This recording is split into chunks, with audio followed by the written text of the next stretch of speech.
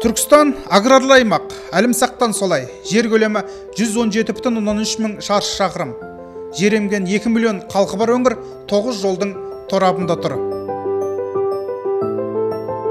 Жұмыр жер бетін мекендеген адам баласы киімсіз, жарықсыз өмір сүру мүмкін, бірақ ас сусыз мүмкін емес. Бүгінгі таңда әлем назары азық-түлік қауіпсіздігіне ауып отырғаны да сол еді. Бұл тұрғыда Түркістан облысының түтіні түзу, қимылы ширақ. Балапанды күзде санайды дегенмен, соңғы 7 айда Түркістан облысында ауыл шаруашылығының жалпы өнім көлемі жоспардан 27,2 миллиард теңгеге артық орындалып, 338,9 миллиард теңгені құрады.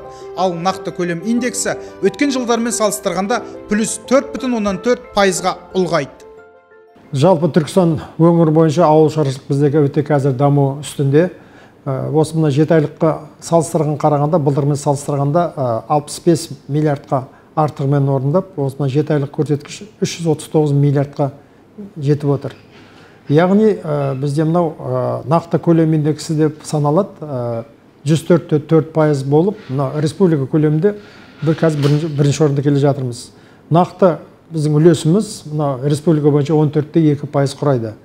Яғни біздерде енді мынау ауыл шаруашылық болғаннан кейін өсімдік шаруашылығы мен мал шаруашылығы бөлінеді. Өсімдік шаруашылық биылғы былтырмен салыстырғанда өте жақсы. Астық өте жақсы болып өнім түсіп жатыр, 18,7-тен келіп жатыр. Былтырмен салыстырғанда қазір 260 мың тонна артығымен қазір қамбаға құйылып отыр. Жылдың осы мына 10-15 күнде біз құда қаласа бітеміз деп отырмыз. Яғни биыл масақ дақылдар бойынша рекордтық көрсеткіш көрсетеміз. Бұл әрине еңбеккерлердің дер уақытында іс-шаралардың орындалуының арқасында, еңбекқорлардың таза өзінің еңбеккерлігінің арқасында болып отыр. Түркістан облысында ауыл шаруашылығы дақылдары 850 мың гектарға егілген. Егіс көлемі соңғы бір жылда 14,4 мың гектарға ұлғайған. Өнімнің орташа түсімі гектарына 19 центнерге жетті. Жалпы биыл өңір шаруалары 1 триллион теңгенің өнімін өндірмек ниетте. Бұл рекорд. Мал басы орта есеппен 10%-ға өсіп отыр. Биыл шетелге 121 мың тонна қауын, 170 мың тонна қарбыз экспортталған. Түстік өңірдің диқандары еккен өнімдер алыс жақын шет мемлекеттердің дүкен сөрелерінен табылып жатыр. Бұл еткен еңбек пен төккен тердің текке кетпегені. Бақша, картоп, көкөніс барлығынан өсім бар. Биылғы жыл баға да жақсы. Ол мына шаруалардың өз ниетіне, пейіліне байланысты биыл өте жақсы жыл болып жатыр. Соны дер кезінде ұйымдастырып, қазір жұмыс жаман емес. Мына бүгін су қоймасына айналасының бәрінің суын біттік. Бұл жердің барлығы астық орып бітті. Енді қазір жүгері қалды, жоңышқа қалды. Қалғанның бәрін бақша да, картопта да барлық нәрсесін дер кезінде оны шаруалар жинай білді. Енді биыл ешқандай су тапшылығы болған жоқ бұл өңірде. Біз онда дер кезінде көктемдегі жаңағы жауын шашын тасқын кезде біз суды жинай алдық, дер кезінде ұйымдастыра білдік. Енді қазір сол мынау мақталы өңірлерде қазір 2 аптадай уақыт қалды. Соны біз енді жақсылап ұйымдастырсақ, биыл мақтаның бағасы жаман емес, шаруалар жақсы нәтижеге жетеді деп отырмыз. Түркістан облысы қазақылықтың қаймағы бұзылмаған өлке. Бүгінде Түркістан облысы мәдениет майталмандары жиі ат байлайтын алаңға айналды. Аймақта 685 мәдениет және өнер мекемесі халыққа қызмет көрсетіп келеді. Биыл Түркістан облысының 4 жылдығына орай екінші рет ұйымдастырылған республикалық Түркістан дауысы ән байқауы өз мәресіне жетті. Түркістан облысы құрылғанына 4 жылдан енді ғана асты, бірақ 4 жылда қыруар құрылыста жүріп жатыр, қыруар жұмыстар атқарылып жатыр. Соның бірі де бірегейі деп мен осы біздің Түркістандағы мәдени ошақтарын айтқым келеді. Себебі біздің республикада даже теңдесі жоқ. Конгресс холлымыз бар, Фараб кітапханасы бар. Одан кейін драма театрымыз жаңа ғимараты бар. Ұлы дала ел орталығы бар. Және де музейлер енді қолға алынып жатыр. Енді осы жылдың аяғында шын егер бітіп қалатын болса, ол да бір Ясауи атындағы теңдесі жоқ бір музейдің бірі болады деп отырмыз. Театр киім ілгіштен басталады. Әрине, бұл пікірде көрермен мәдениеті туралы астарлы ой жатқан аян.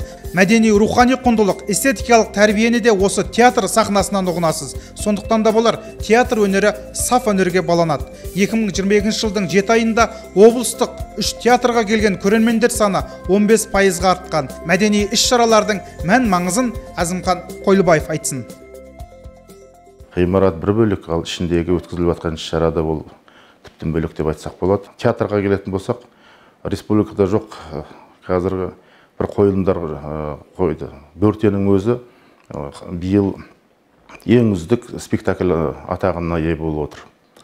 Біздің театрымызда сол Түркістан музыкалық драма театрда ең жаңағы театр саласындағы үздік театр атағына ие болды биылда. Ұлы дала елімізді алатын болсақ та, ол керемет ішінде қаншама келген қонақтардың бәрі өзі тамашалап, сонымен шыққан кезде бір керемет бір әсермен шығады. Түркістан облысында 1782 тарих және мәдениет үшін айрықша маңызы зор археологиялық және сәулет ескерткіштер бар. Оның ішінде халықаралық маңызы бар бір ескерткіш Қожа Ахмет Яссауи кесенесі. 2003 жылы маусымда Парижде өткен ЮНЕСКО-ның 27-ші сессиясында Қожа Ахмет Яссауи кесенесі дүниежүзілік мәдени мұралар тізіміне енгізілген. Бұл салада да ілкімді істер көп. ЮНЕСКО қамқорлық деңгейде өзінің қолынан келген, яғни мынау насихатталу жұмыстарына өзінің қамқорлығын көрсетіп, мінекей осы көмек қолын созған кезде олар ешқашан қолымызды қайтармайды. Кез келген, мысалы, Яссауи бабамыздың қай бір жылы мерейтойы атап өтілді, ЮНЕСКО деңгейінде өтті. Бізде де басқа көптеген іс-шаралар, мысалы, мерейтойлар ЮНЕСКО деңгейінде аталып өтіп жатады. Неге? ЮНЕСКО-ның ол жаңағы мынау бүкіл адамзатқа ортақ мұраны насихаттау бағытында олар соны құп көреді. Менеджмент жоспар жасаймыз, яғни біз осы 5 жылда кесенені осылай сақтаймыз. Осыны біз осылай насихаттаймыз. Әрбір жұмысымыз ғылыми мынандай негізге сүйенеді. Біз міне осы сіздер әлемдік өркениетті сақтауға қажетті қағидаттар бар ғой, сол қағидаттарын аттап кетпейміз деп біз міндеттенеміз. Түркістан қаласының тарихы осыдан 3000 жыл бұрын басталғанын сарапшы ғалымдар дәлелдеді. Бұл тұжырымдама ЮНЕСКО комитеті мүшелері тарапынан құжаттар мақұлданған бойда Түркістанның 3000 жылдығы аталып өтіледі. Ұлы жібек жолының бойында орналасқан Түркістан Қазақстанның негізгі туристік ошағына айналатын күн алыс емес. Мен Түркістанға 3-ші рет келуім.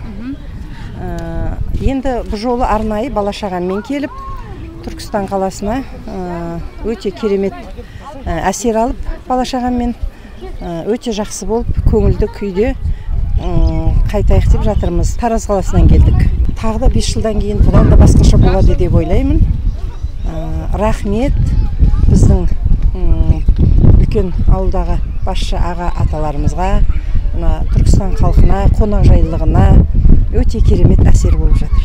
Мен үшін бір үлкен қуанышты күн болды бүгін. Енді менің тілеген тілегімді бәрі орындалады деп ойлаймын. Өзім Балқаштан келіп тұрмын. Түркістанға бірінші рет. Қала өте әдемі екен. Жаңа келгенімен де қаншама затты уже қарап өттік. Өте ұнап отыр. Бүгінгі таңда Түркістандағы барлық нысандар қатаң түрде ЮНЕСКО-ның келісімімен қатаң бақылаумен салынуда. Халықаралық ұйым түркі әлемінің рухани астанасы Түркістанда жүргізіліп жатқан жұмыстарды жоғары бағалап отыр. Қазіргі таңда Түркістан қаласы Нұрлы жер мемлекеттік тұрғын үй құрылысы бағдарламасы аясында 2022 жылдың жоспарына сәйкес 855 шаршы метр, 8346 пәтер, оның ішінде 5935 көп қабатты, 2411 жеке тұрғын үй болып белгіленді. Ағымдағы жылдың 6 айлық қорытындысына сәйкес 296.100 шаршы тұрғын үй, 2110 пәтер, оның ішінде көп қабатты 1480 жеке салымшылар есебінен арқылы пайдалануға берілді. Өткен жылдың осы мерзіммен салыстырғанда қазіргі таңда Түркістан қаласында көрсеткіш едәуір үлкейді. Оның ішінде пайызбен шаққанда 115-8% көрсетіп отыр. Қалған 6236 пәтер жыл қорытындысымен пайдалануға берілетінін мәлімдеймін. 2017 жылы Түркістан қаласы Түрксой халықаралық ұйымының ұйғарымымен түркі елдерінің мәдени астанасы болып жарияланды. Қазіргі таңда Түркістан қаласы халықаралық шаралар мен саяси экономикалық маңызды басқосулар өткізуге толық дайын. Түркістан қазақ халқының ғана емес, күллі түркі елдеріне ортақ қасиетті ұғым рухани орталық. Демек, оның тарихы да, рухани дамуы да бауырлас елдерді ортақ мақсатқа жұмылдыратын бағдар болуы тиіс. Ендеше, іске сәт.